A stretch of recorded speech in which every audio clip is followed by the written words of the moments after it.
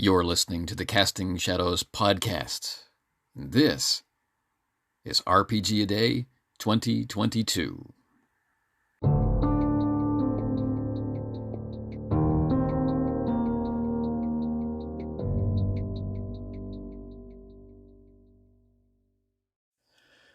Well, as usual, circumstances have conspired to make it difficult to get episodes out. I have managed to release one post a day for RPG A Day on the written blog. That's castingshadowsblog.com.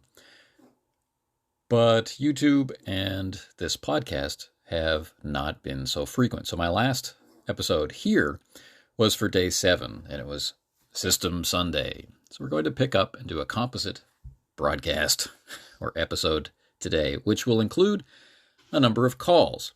We got some calls from Colin Green from Spike Pit, and we got calls from Jason of the Nerds RPG Variety Cast. So we'll include those as we go along. Actually, let's put them at the beginning. Hey Anthony, Jason here. Just listened to RPG A Day 2022, Day 7. Really enjoyed it. I think metacurrencies are interesting. I am not, although I might have a reputation for being against metacurrencies, I'm definitely not. I think metacurrencies work better in some genre of games than others. So I think if it's a cinematic game, a pulpy game, a heroic game, or say a heist kind of game, I think metacurrencies are super useful and they help the game. I think if you're playing a more horror game that's got maybe more of an oppressive or hopeless atmosphere in there, I think the stakes are really high. I think metacurrency can hurt that kind of game. So I really just think it depends on the game. But I am definitely not against them. Some of my favorite games have metacurrencies. And I think you just have to be open-minded and accept. And that's one of the advantages of using different game systems for different games and different genres.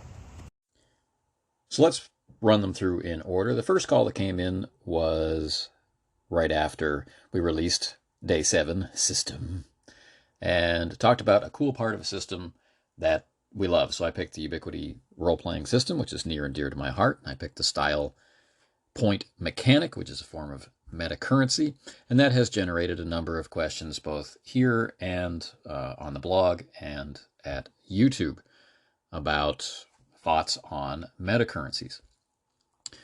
I am in total agreement with what Jason is saying, that it depends, and then getting into how it depends. For me, it's actually less about genre than it is about the relationship I want to have with the character that I'm playing, which can be informed by genre, but doesn't have to be. Like, I would prefer to play my characters as close to their perspective, as close to their experience as possible. I refer to this as playing in character, as character. It's entirely possible to play in character without playing as the character, right? There's a variety of ways that we can speak. We can speak in the first person. We can speak in the third person. We can just waffle all over the place depending on our mood and what's happening and our level of attention. I call that the second person. And that doesn't mean that if we're not seeking a very immersive, behind the eyes kind of experience, that we're not playing in character, right? Although it's difficult to have a conversation about this for a variety of reasons. But anyway, I find that the closer I want to get to the perspective of the character, the more intrusive anything in the system that requires discussion about system will be.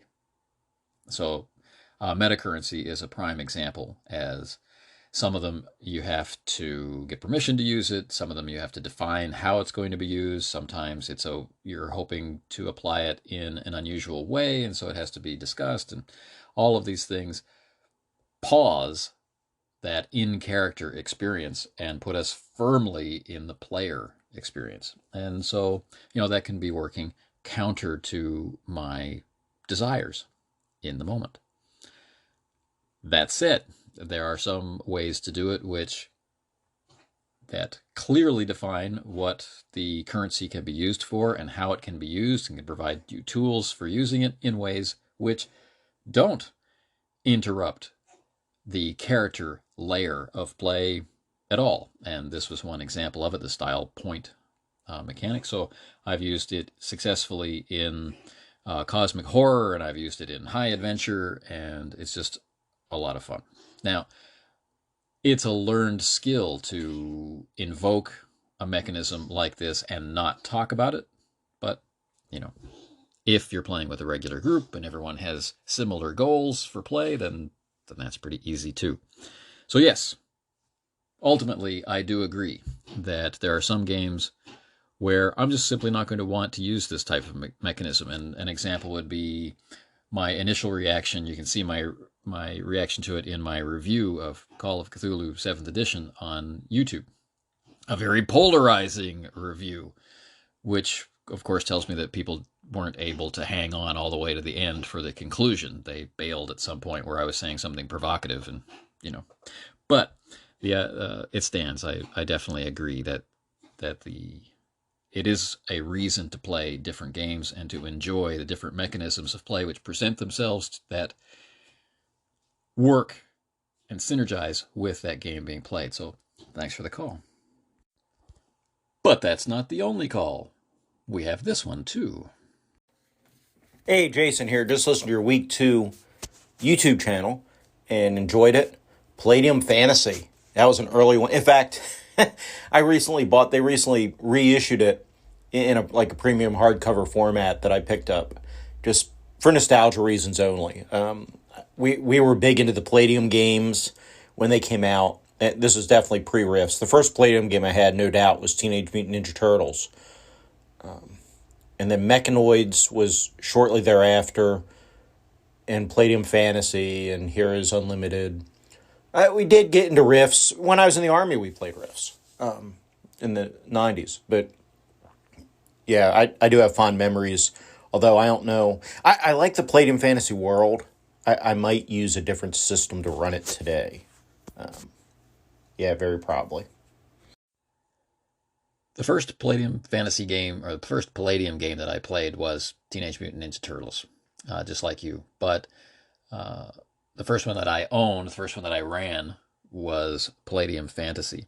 Now, I was often entreated by my roommates of the time to play Rifts, but there was just some part of me that wanted to resist Rifts, and I'm not really sure why I had that reaction then. Later, after I read Rifts, I decided that the mega damage aspect of the system would probably have presented me personally with a variety of problems the way that I run games. And so while I really liked the setting, and I wished I had been more open to it when my friends were asking me to play it, at the same time, I was also glad that I avoided whatever arguments may have been sparked or spawned by how we interpreted those rules differently. But I still play the non mega damage systems and settings for Palladium. I still play Palladium Fantasy every now and again, and I like it just fine. And like you say, the major thing that attracts me to it was the world. The Palladium Fantasy world was a really easy one to get into and adopt. And in many ways, I think of it as my Greyhawk. My use and reliance on a pre-published world. I never had access to Greyhawk. I never had access to what became known as Mystara, which was kind of obliquely referred to as the known world, that kind of stuff. I had virtually nothing. I had to make up my own settings all the way through. So this was the first setting that someone else had made that I embraced for use. So I learned a lot doing that, and I still think fondly of Palladium. And like you, I have one of the hardcover anniversary editions of the game. Mine's mud brown with green foil stamping on it, so it's It's something to behold. Anyway, that's it for talking about Palladium Fantasy, but there is still a little bit more about Metacurrency because Jason was kind enough to actually watch what I had to say on YouTube as well. I guess the only other comment on week 2, well, I could just fill your inbox with comments, but I won't do that because I call into too many shows too often already. But the other thing you mentioned that really kind of grabbed me was the Metacurrency thing, and this is maybe something to pick up. Maybe I'll pick it up on my show again, although we've discussed it on my show quite a bit in the past. Maybe after RPG Day month, after August, we can pick it up. I'd be interested in a respectful discussion back and forth on the pros and cons of Metacurrency spending before a roll and after a roll. I have to admit, I think before a roll is better. It depends. I won't say it's. I was going to say it's better for some kind of fictions, but for cinematic or heroic games, I think after the roll is better. And I'm probably just soured from wasting karma in Marvel superheroes and roles that I've failed. It's interesting how that happens, right? We think of it as an investment, but then when our investment pays off in failure, it leaves a taste in the mouth, doesn't it? But yes, I too would enjoy having that discussion. I think there's a lot to talk about in the question exactly as you framed it. So, whenever you're up for it, let me know and let's dig into it. All right, the next series of recordings comes from Spikebit, from Colin Green. Very kind of him to call in. So let's hear what he has to say. Hi, Anthony.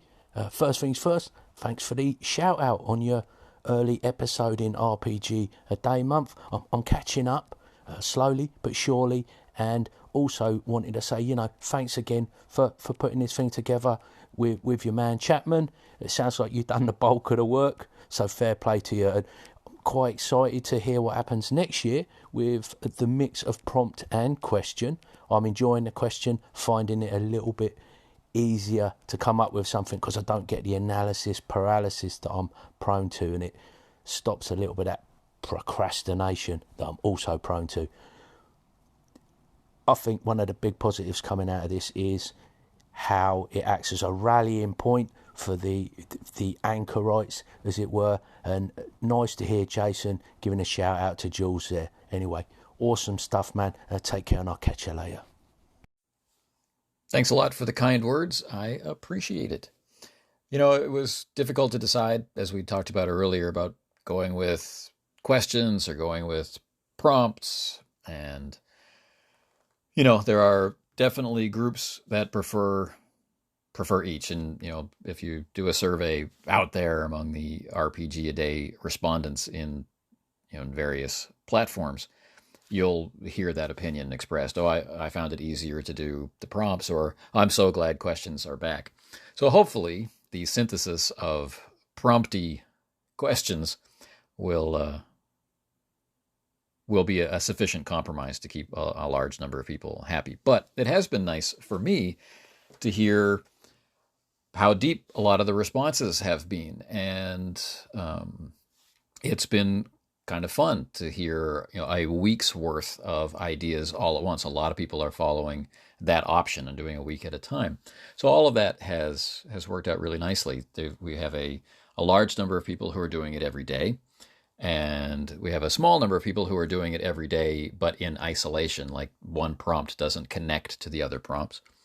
And we have a much larger number than usual of people doing it in segments or chunks, such as a week at a time. So it's been kind of a refreshing change across the board. Anyway, yes, it is really cool how it's giving us all something to talk about. Maybe it's the same kind of stuff, but it's connecting in a different way, and lots of recommendations of new podcasts. I found a whole bunch of different stuff to listen to, and Twitter accounts and people on Facebook and stuff. So yeah, it's been positive. Thanks for calling. But there's more. There's more Spikebit. Hang on. Dang it. Not take care, not catch you later. I forgot to say. I had a question. Now, you were talking about cassettes with the old computers, the cassette drives, and it just made me think, it's a bit of a deep cut and a long shot, but did you ever have them, as a kid back in the day, did you ever have them books where you had like a picture book with a cassette tape? I always remember the Raiders of the Lost Ark one. It was basically a photo book, and then someone would read out the kind of story. You'd follow along with the words, teaching you how to read. And then when it got to the page, there was a noise that would turn the page. And in Indiana Jones, it was always the whoosh of the bullwhip. I thought that was amazing and wondered if you recalled that. There's some nostalgia for you. Definitely take care now, and I will catch you later. I would have loved to have one of those, I think. How old was I when Raiders came out? I was a teenager then, so sadly I already knew how to read, so I couldn't learn to read to Raiders. But the whole idea sounds cool. Maybe my younger brother, he's 10 years, 11 years younger than me. Maybe he had something like that. I have a dim memory. But yeah, that sounds fantastic. Sadly, I'm left out of this nostalgic remembrance. Hi, Anthony. Thanks for the message. I'll put it in the next episode, I reckon. It will fit in there quite nicely. And sounds like you've got the total opposite to the weather we've got here. It's hot and too dry. We've got some water shortages. And, yeah, the garden could really do with some of that rain you got there. Mrs. M was an absolute legend. I can only aspire to follow in her footsteps a little bit and be an inspiration to the next generation. Help out some of them wayward characters and perhaps get them a little bit focused and on the straight and narrow again. That would be nice. Or just be regarded as a teacher who's alright. That'd do me. Anyway, take care. Catch you later. From the sounds of things, you're on the right track to be more than all right. And with a guiding light and an inspiration before you, I think traveling the high road is, well, not easy. It's that little bit easier than when you have to forge a new direction, wondering if you're doing the right thing and going the right way. So I hope you continue to share your journey in education with us, because it's very motivating and inspiring, and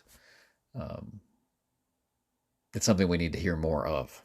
So anyway, thanks again for all the calls, and take care. I hope that the weather sorts itself out. The rainy season here had one last temper tantrum yesterday and is probably over, but we'll have a couple of days of too hot weather. We had a drought earlier in the summer, which was pretty nasty. But as August transforms into September, we start getting major typhoons. And while I live in a fairly sheltered part of the country, there are parts of South Korea that absolutely get hammered every year, and mudslides and flooding and property destruction and that sort of stuff. So it's a pretty nasty time of year. So yeah, weather.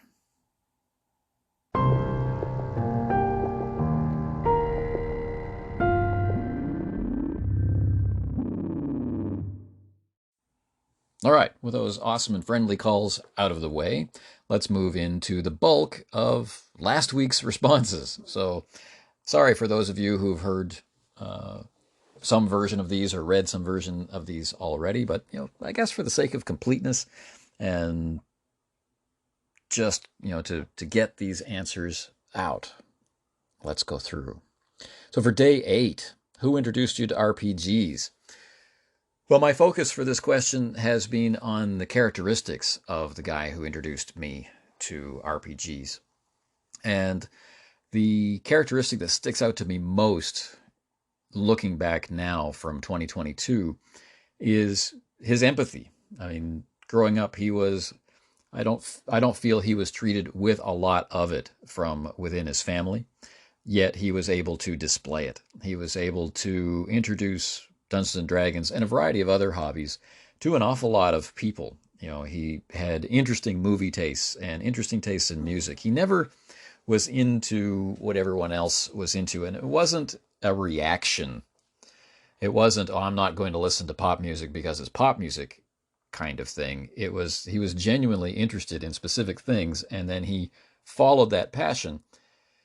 So there is a bit of self motivation and ambition there, but he was also able to openly share things, invite people in. He didn't want to be the dungeon master. He wanted to be a role playing gamer. And so when he introduced people, he introduced them to the whole thing.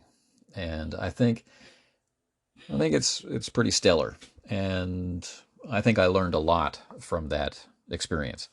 He was funny, he was intelligent, he was well read and continued to read throughout his life and continued to seek out things. And he, of course, wound up in jobs that put him in service to others, a variety of jobs, and specifically putting him in contact with people who were probably having one of the worst days of their life.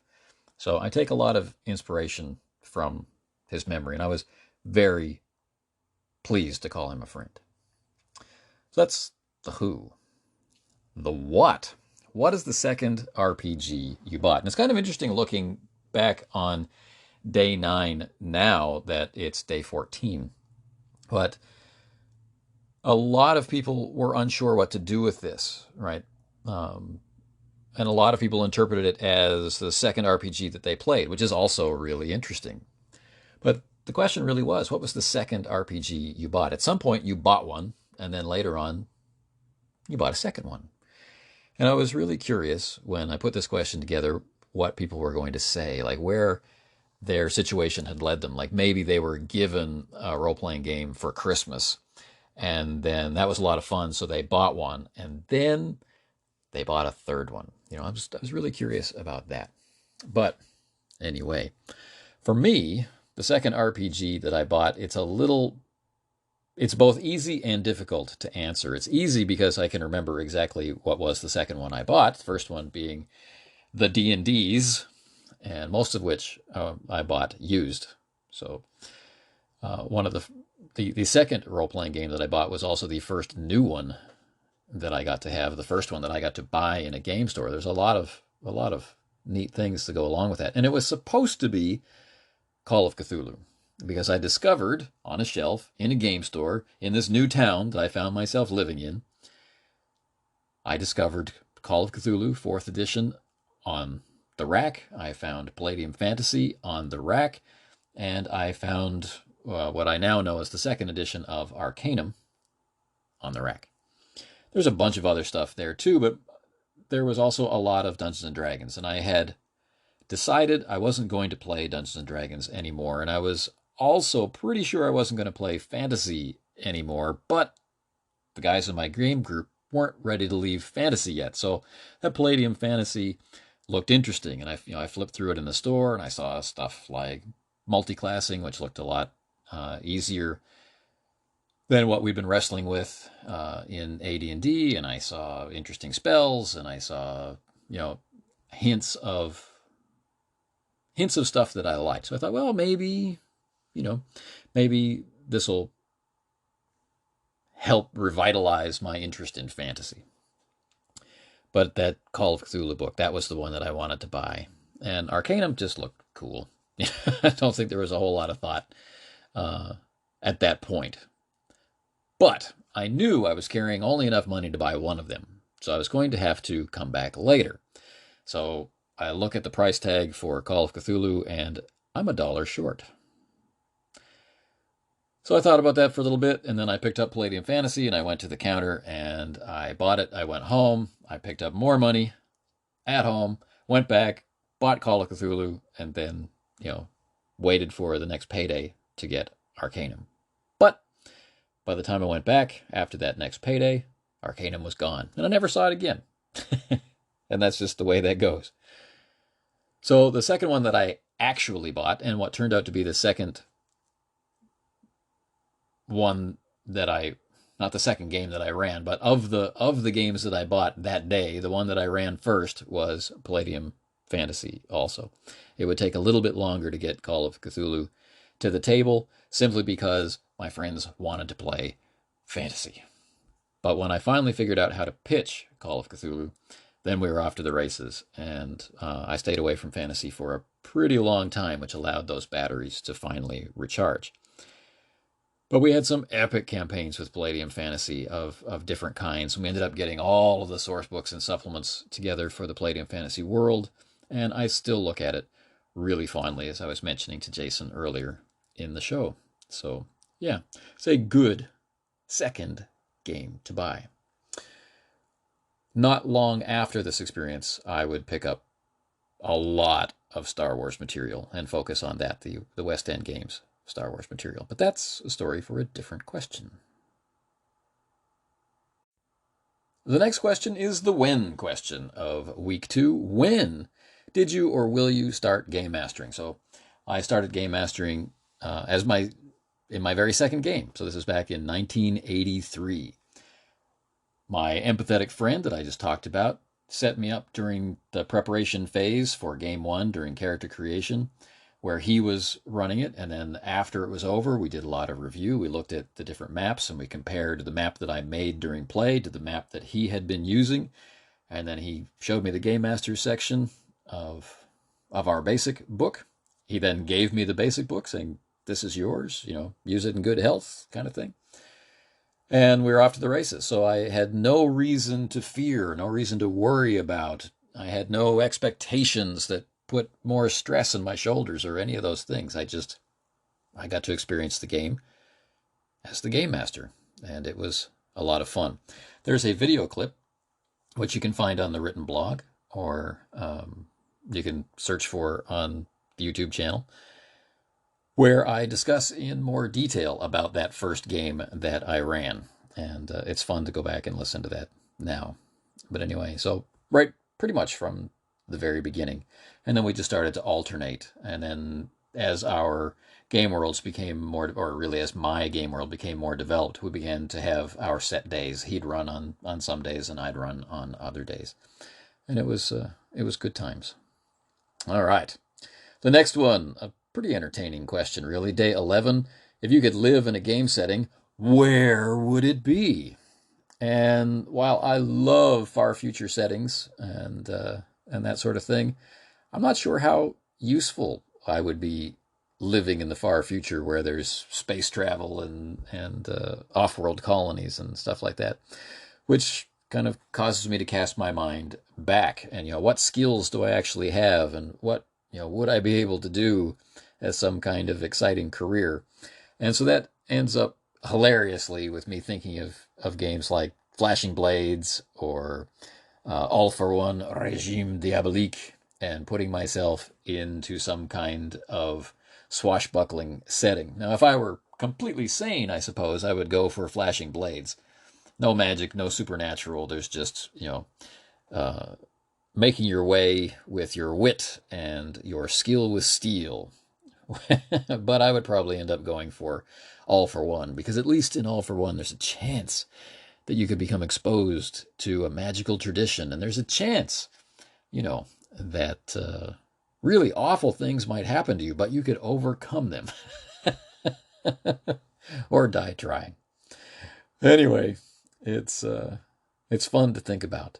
And as horrific as most game settings are, there is a reason why we want to play there. And I think one of the big draws is that it's an opportunity to express who we are and what we believe, or at least a chance to discover who we are and what we believe, mixed in with all the fun, mixed in with all the excitement, mixed in with the thrills of rolling dice and laughing with friends and all of those things that are a part and parcel of the whole experience of role play.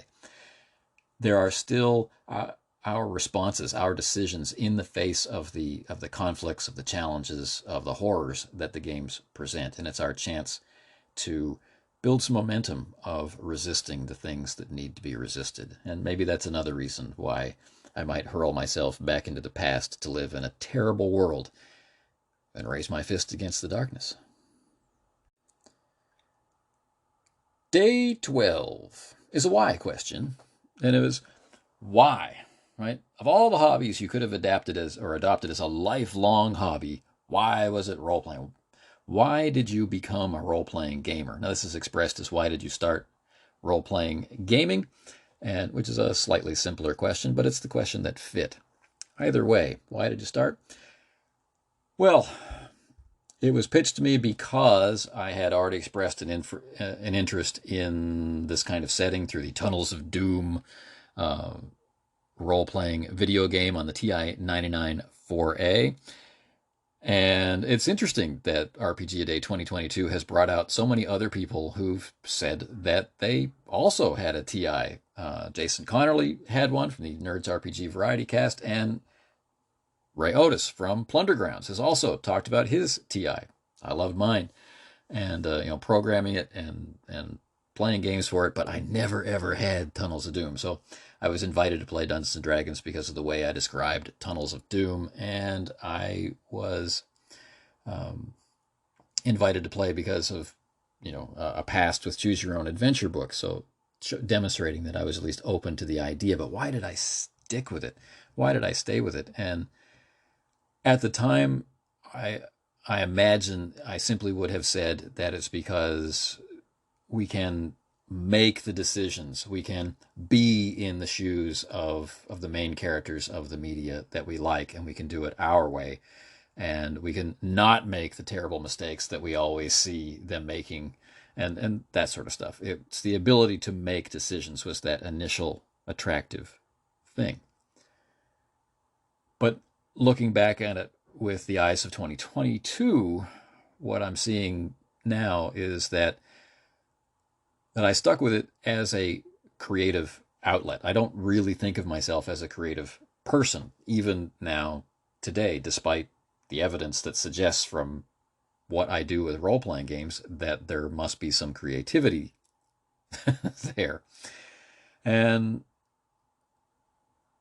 more than that, it's the opportunity to connect with people who are also expressing themselves in some way creatively. The creation of characters, the portrayal of these characters, and the different settings, and all the different game masters that I've played with, and all these people who've become my friends and companions in life. This is why I became a role-playing gamer. So with all this positivity, sounds like we wouldn't want to change anything, right? Well, the last question for this run is day 13, the Saturday. It's the how question. How would you change the way you started role-playing gaming? And my answer for that is simply that I wish I could have missed the Satanic Panic. I grew up with parents who were very logical and very calm. They didn't treat me like a child. They spoke to me openly about everything. They were really, really good parents.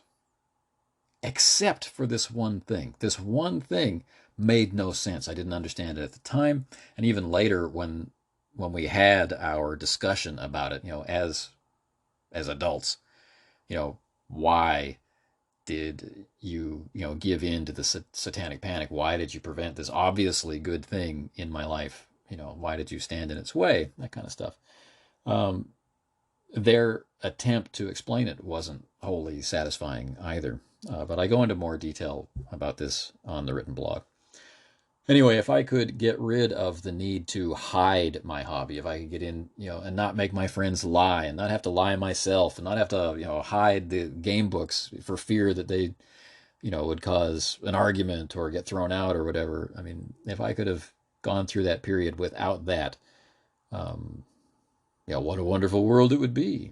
It did not really add to the experience in any way. All right.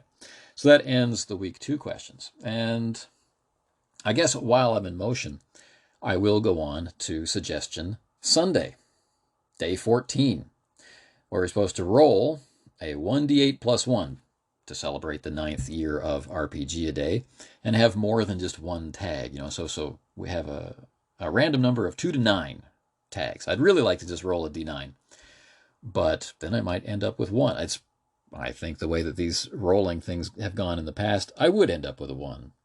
So I've already rolled for the YouTube channel. You see that YouTube video will appear sometime today, tonight, or possibly tomorrow, my tomorrow, which might still be your today. And my 1d8 plus 1 roll was a 2, giving me a 3 people to tag. And so then I rolled the d9 anyway, and I got a 5. I got an 8, not a 5. So the chances are I'll be tagging 8 people, because that just sounds cooler than tagging 3 people, but we'll see. The tags will appear not here and not on the blog, but you'll be able to see them on YouTube, and you'll be able to see them on Facebook, and you'll be able to see them on Twitter and that kind of stuff. All right. What is my recommendation? Well, I've seen a few of these posts out there, and people have been making specific recommendations for each person that they're going to tag.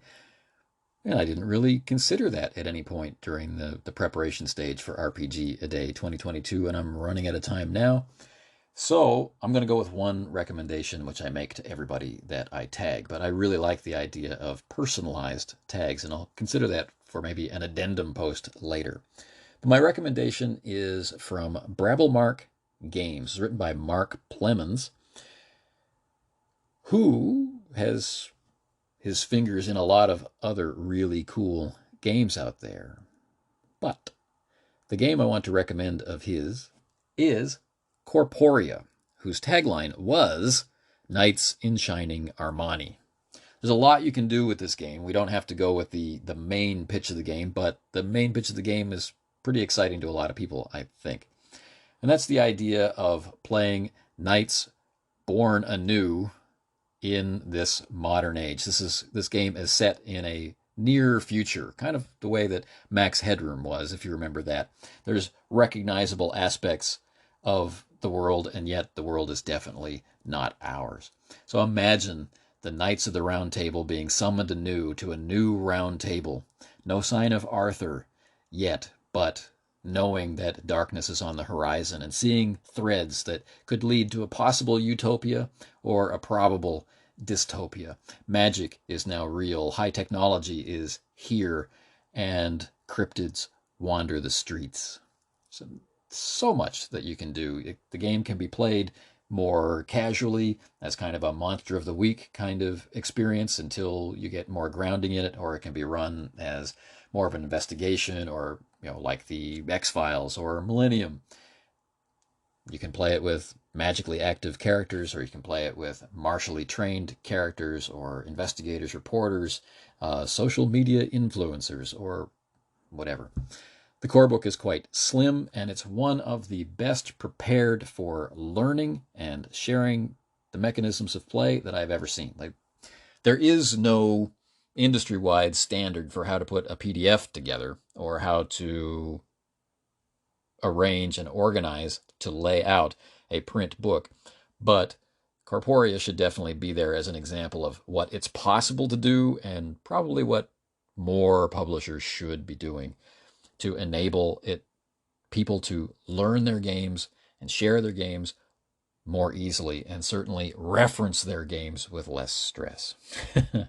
Anyway, got nothing but good to say about Corporia. I've got videos about Corporia on my YouTube channel, and of course we talk about it more on the blog. But this brings us to the end of this composite post for RPG A Day 2022. I'd like to thank everyone who called in, or who thought about calling in but didn't have time, and I look forward to hearing from people again, and I'll be doing my best to reach out to all of you as you sail through RPG A Day 2022 on your own, or on your normal podcasting schedule.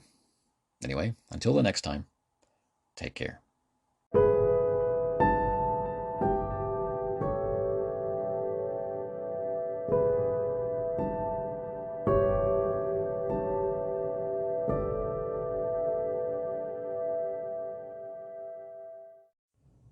You've been listening to the Casting Shadows podcast. if you'd like to hear more thoughts about role-playing games or read more thoughts about role-playing games, you can find those thoughts by me on castingshadowsblog.com, a WordPress blog, or on YouTube at youtube.com/runeslinger. I'm also on Facebook. You can find me there at facebook.com/runeslinger. Regardless, thanks for listening to this episode. I hope you'll listen to more episodes, and more than that, I hope you'll interact with me about role-playing games here or in the other places that we've just mentioned.